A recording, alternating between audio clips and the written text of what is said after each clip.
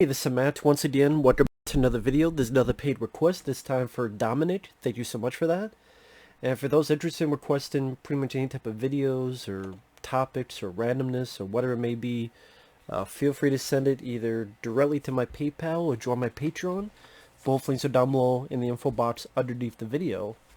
And this is for the film SpaceCamp, which is a film I didn't grow up with. I didn't watch this when I was a kid.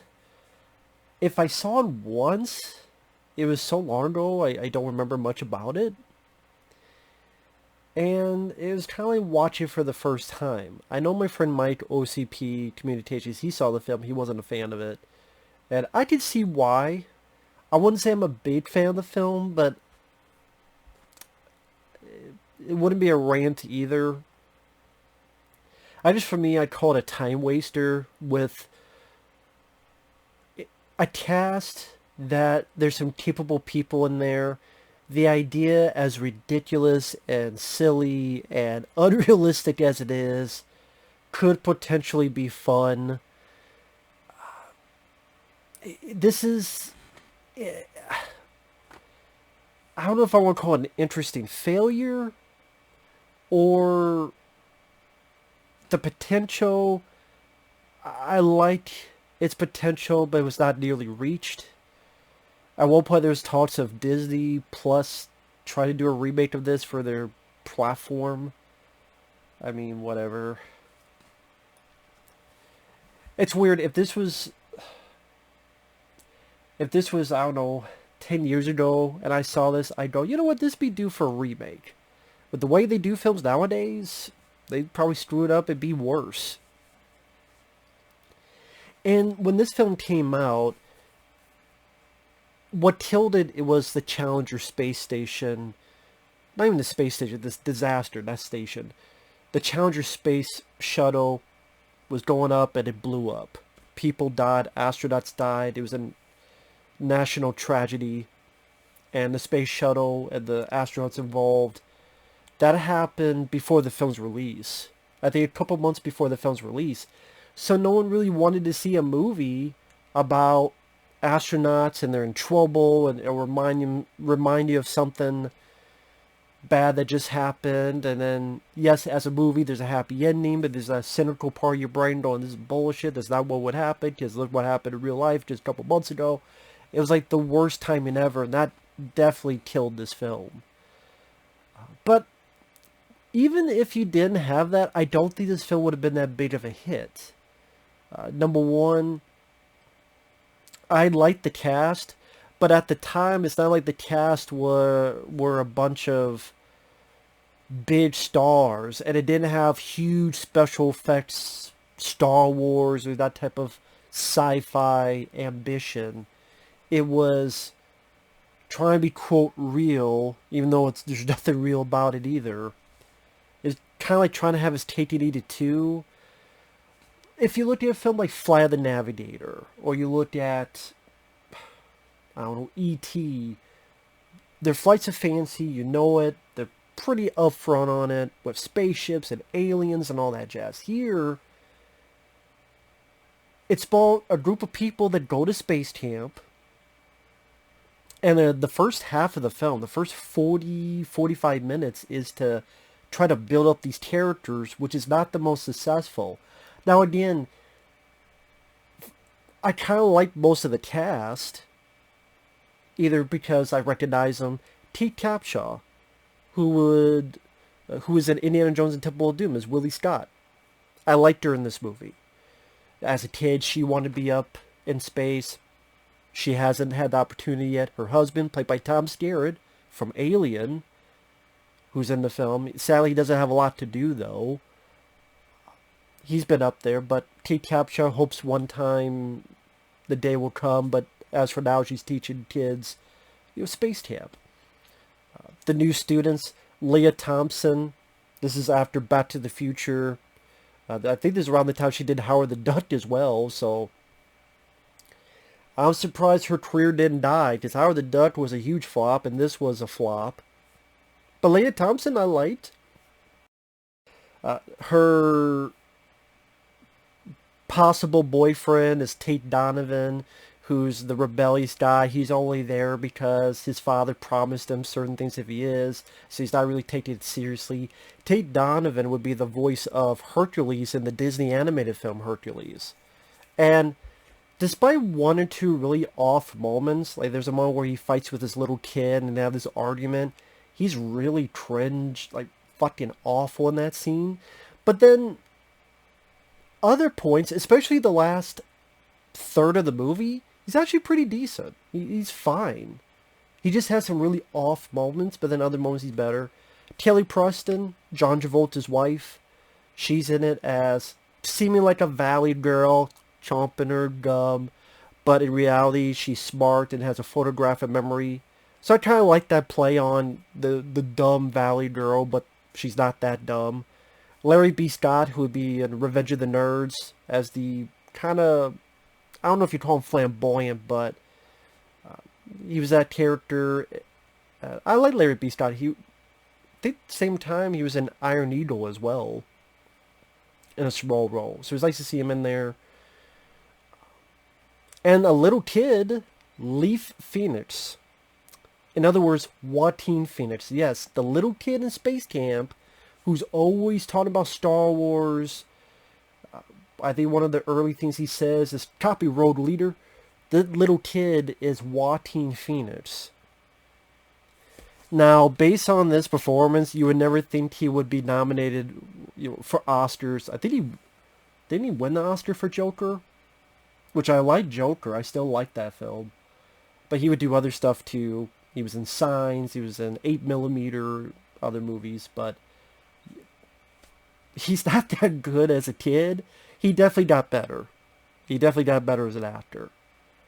So then, yeah, Leah Thompson, who's this kind of bookworm. She's really adamant. She wants to be a commander, but she's the pilot. I did Tate Donovan, who's there. My father said he would buy me like a car or something, a Jeep, if I did this. But that he becomes the commander later on to help responsibility. Larry B. Scott doesn't know the best on science. He's looking at implementations. They said Kelly Preston,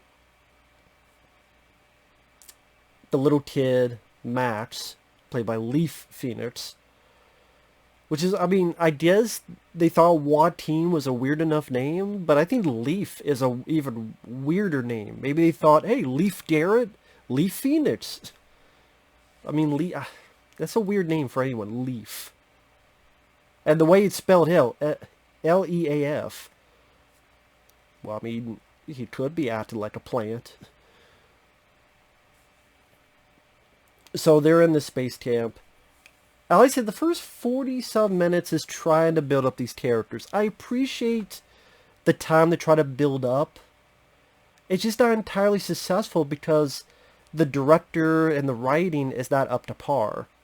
I think one of the big mistakes they got was his director, which I did not recognize the name. I don't know what he's done since.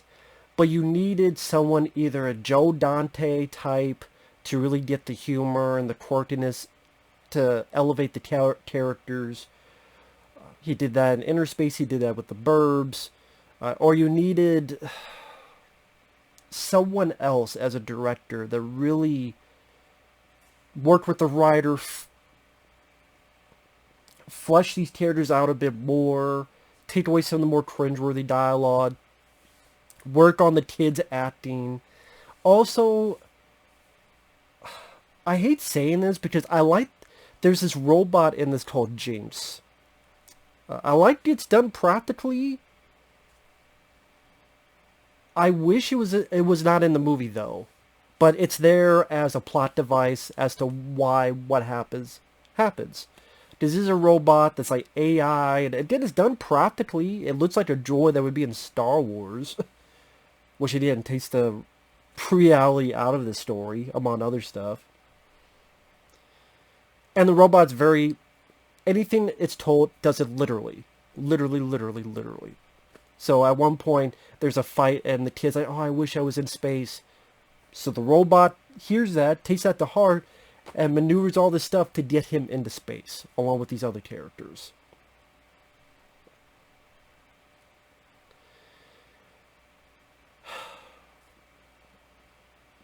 So they tried to build this love story between Tate Donovan and Leah Thompson.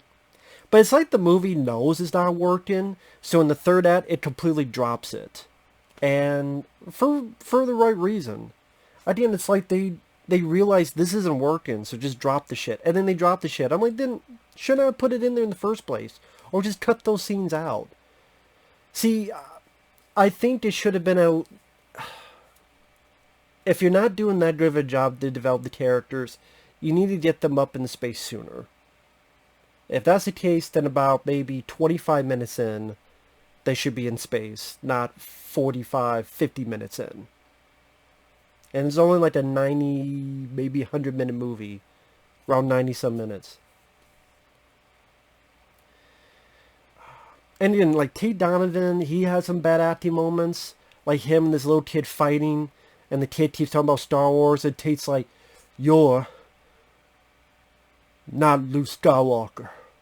There is no Force or Empire.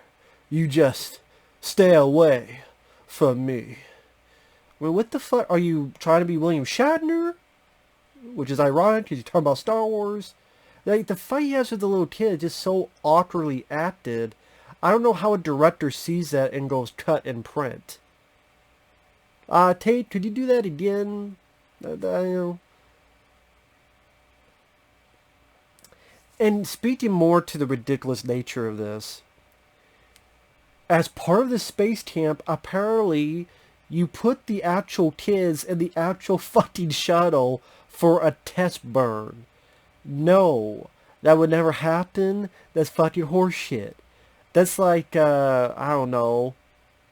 If kids have a certain, you go to school, and then one day, hey, we don't look at cops. We don't see what they do. But then the cops take you on a fucking drug bust. And you stay there. I know we got some hookers over here. We got some people sucking dick in the corner over there. They're shooting up heroin over there. Let's take these kids on a joyride. Well, nothing could happen. Oh, look. Whoops. We got pushed and the heroin addicts took the car. Wee woo woo woo. Oh, shit. Guess we're out of luck. Which I'm sure that's happened in movies too. But no, because any number of things could happen. Not just what happens here, but it could blow up. I mean, that's why they do the tests in the first place. In case something goes haywire, oh shit, stop it. Something could be leaking, something can burn wrong. No, you would not put your fucking kids for camp.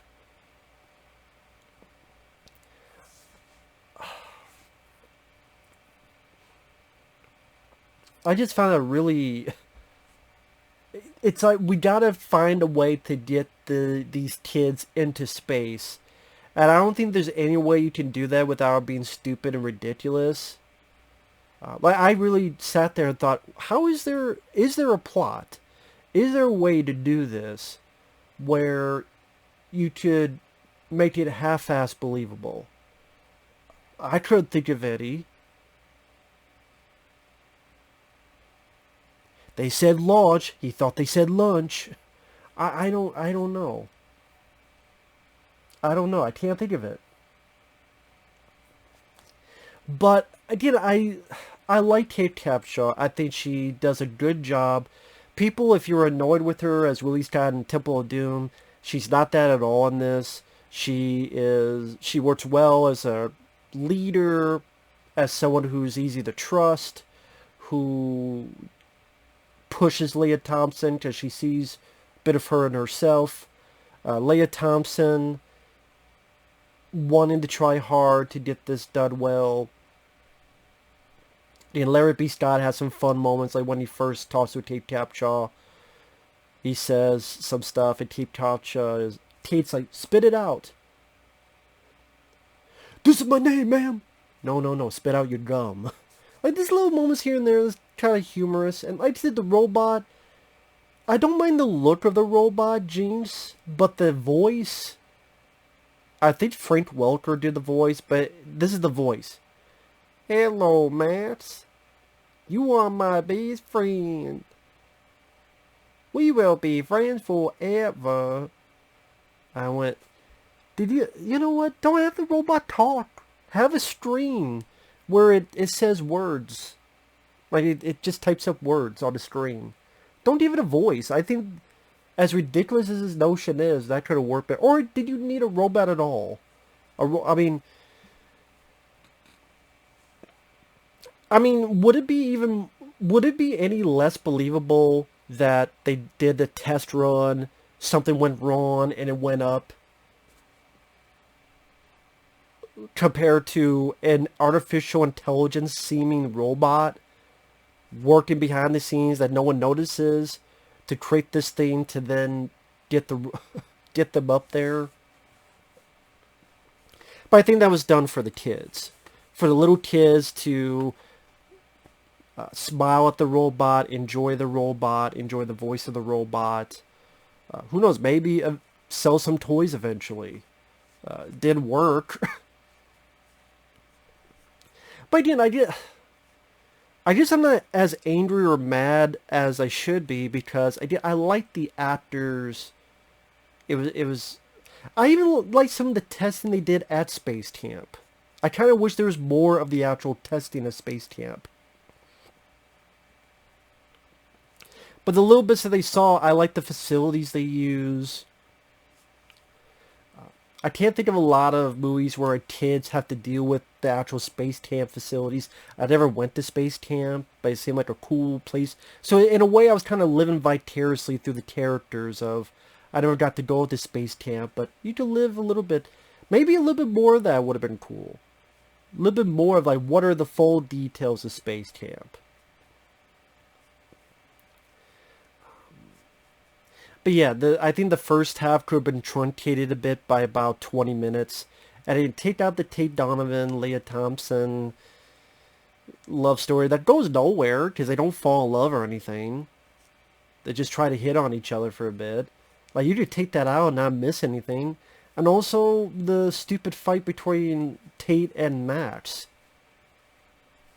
Like, you didn't even need that fight. You could literally have Kate Capshaw go, listen, I'm sorry, you can't do this and this and this because of your height, just how young you are.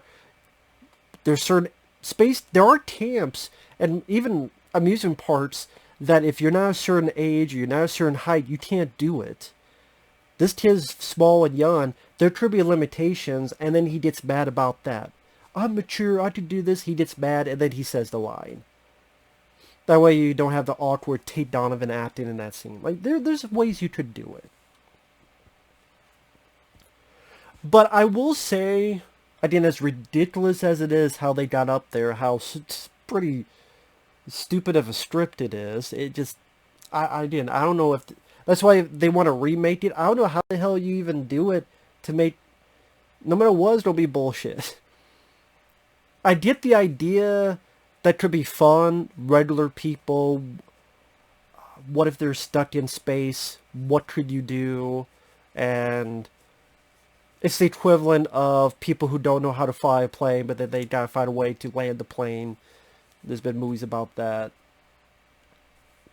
But the second half, when they're actually in space, the effects are fine for the time. They're not Aliens, which came out the same year. They're not, Inner Space or Star Wars or that type of effects. But they're fine for what they need to be. I think John Williams did the score, and it was, fine. It's not like one of my favorite scores from him, but I didn't think it was egregious or anything.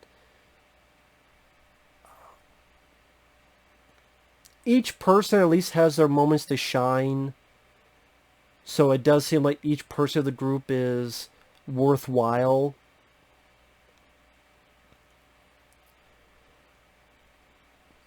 Oh, are we going to rescue Kate Capshaw? So Tate Donovan finally takes command, makes a decision, able to save Kate. Oh, we need the oxygen tanks. We need someone small enough. Okay, the little kid, you're small enough, you can get it. Oh, we need to get these in. We gotta make sure it's right. One says one thing. Larry B. Scott says, no, you're wrong. I know what it is. Trust me. And he's right. So each person has their moment to shine. I like that. I appreciate that. Because then it makes you... Otherwise, it would make you go, well, what was the point of having this character there or having this character? Okay, each person has their moment to be part of the team and just be somewhat worthwhile. That's not always the case in these type of team-based movies. Sometimes you have one or two people that do absolutely nothing. You know, then what was the point of trying to build them up if they do nothing? You would be surprised how many times a movie has done that. Or they do something, but they make it worse. But they get their moments to shine. Again, the effects for an 86 film that, again, wasn't going to be the next Star Wars. The Jinx robot just kind of came off as like Disney movie cringe. Again, I like the practical effects, but the voice, hello, mates. Mates want to go home. Jinx. What do you have to be here, Jinx? Again, that kind of... I think if people watch the film, that'd be the film be like, stick out the most. Maybe some people like it more than I did, but yeah, it's just not in this movie. That maybe that could belong in a different movie. Just not in this movie. It just... I think of when Kevin Smith wrote that script, Superman Lives, and the producer's like, I want my Chewie. I got your Chewie right here. It's like, I want my R2-D2. I want my C-3PO. I want my little funny, weird, like, robot or alien or something to use in marketing or use for kids and maybe merchandise. I don't know if there was any merchandise. I wonder because of the Challenger space disaster. T1 seen Space Station. I don't know why. Wasn't a station.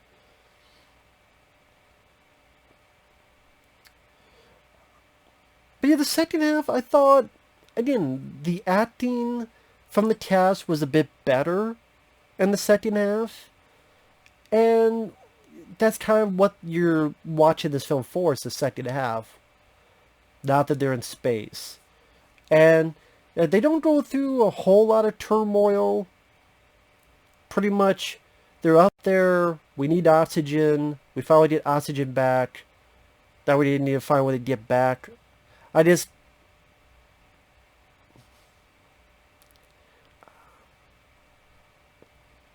Maybe there's other little things here and there that could have happened with the station that... I keep saying station. Shuttle. With the stars that maybe have to fix, maybe a little bit more, because there's not a lot of suspense. You know where it's going. There's not a lot of... It's not like Apollo 13, where as soon as one thing, another thing goes wrong. As soon as another thing, then another thing goes wrong. Maybe if it had a little bit more of that implemented into this,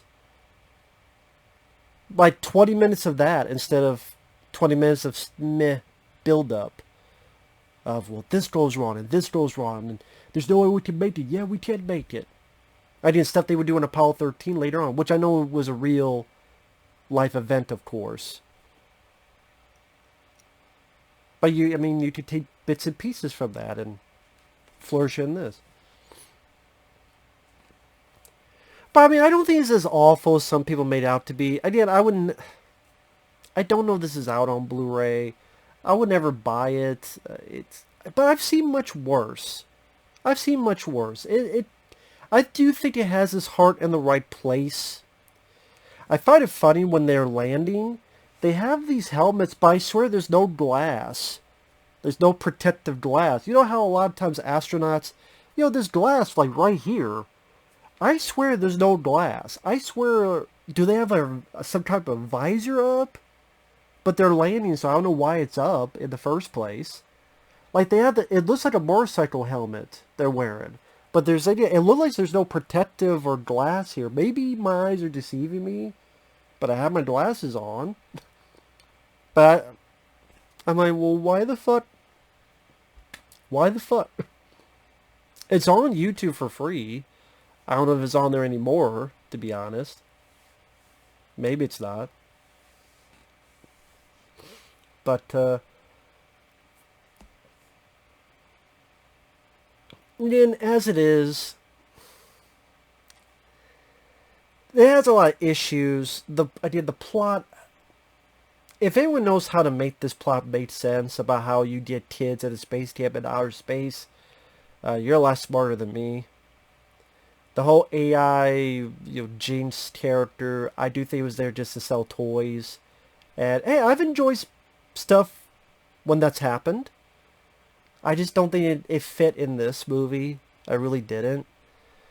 I like the look of it, but the voice I think is what ruined it for me. The voice. Man. The kid, Joaquin Phoenix, man, you're a better adult actor than a kid actor, I will say. Other people, it was cool to see him in early roles before they were... well, I guess some of them, like Revenge of the Nerds, I think came out before this. So did Back to the Future with Leah Thompson, so... But it was, again, people are recognized from the films I grew up with. It was cool to see him in a movie I'd not really seen that much. As a Kate Capshaw worked as a lead, just a bit too much build-up. The build-up of the characters were not that exciting and to use work. I think, again, the director, the writing, the direction, they needed a change. I keep thinking Joe Dante, but I'm sure there's other people that could have done that better. I don't know. I'm trying to think, like, maybe like a John Badham, but he was doing like Short Circuit at this time, which is a good movie. Joe Dante, this is around the time he did films like Explorers, and a few years later The Burbs. Enter Space was around this time as well. So he was busy doing that. I don't know what director you would get.